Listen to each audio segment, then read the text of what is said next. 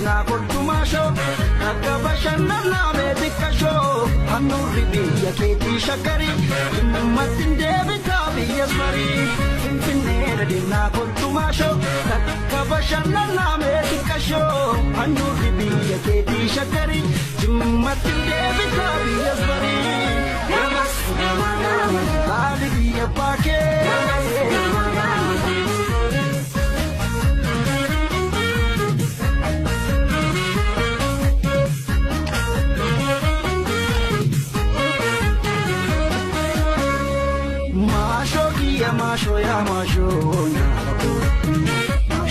Masho ya masho nyara kula namna marrawada bitallane dimma jimati dimma dinageni wal qabame oduma do pet anka warabe isi fonare busha osojo nyate bida buna ol hunda ol dollar biya kana kafidu Jimaan qabeenya keenya hanga namni qabu jirutti ni gurguran na waan fedhan haa bidanii ya jimaan haraamii miti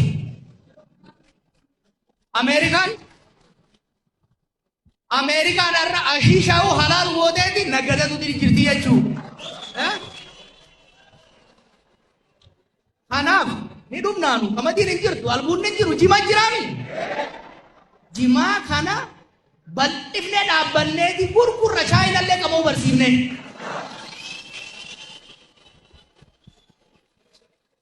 har'a mootummaan Itoophiyaa ittiin qaanfachuu fi as garagaltee jimaan halaali haraami jinni keesseenurra Ameerikaa silaa gorsitee juusaa fi kabiratti akka gurguramu godhuu qabdi. Kana hoggaan jiru qeerroo taa'ati cafaqadhaa jechuu kiyyaa miti. Dur gaafa nujoollee manguddoo qofa jimaatti qoqama nuti ala daasatti qofa waatu tu'in akkasii ala daasatti qofa waatu qotiraa tira waatu tuqama jechuudha manguddoon akkama dura bintii kadhachuudhaan arraka isniina hanga ala daa cafaqatan kun immoo haraami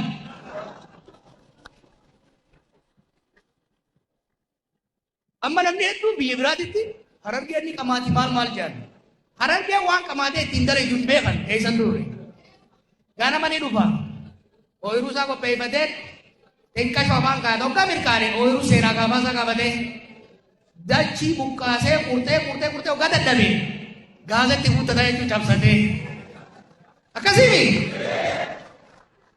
ittiin dalagu turre kan taa'anii dhumma guyyaa qama'aa oolanii hoggaa hirribni nama dide cabsii fudhatanii boruu si deebi'an kun haraami. Amaatii xiqqeessa. Oomisha dabala warra qama'utti gurguradha tana dubbii laalamuu qabdu. Kanarratti hojiin gara mootummaatiin hojjetamuu qabu jira. GDP takkaa'u galii Oromiyaan akka keessaa parsantii 40 jimarraa dhufu.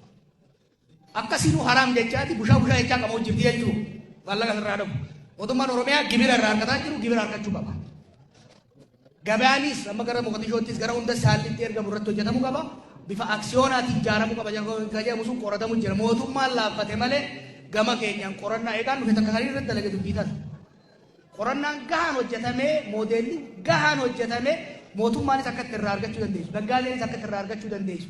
Qonnaan bulaanis akka itti irraa argachuu danda'u qorannaa lafaan geenye jirra jechuudha hayyoota hojiin taane. Kana hojiitti hiikuu irratti mootummaan laaffatteeti malee waan ta'uu qabu.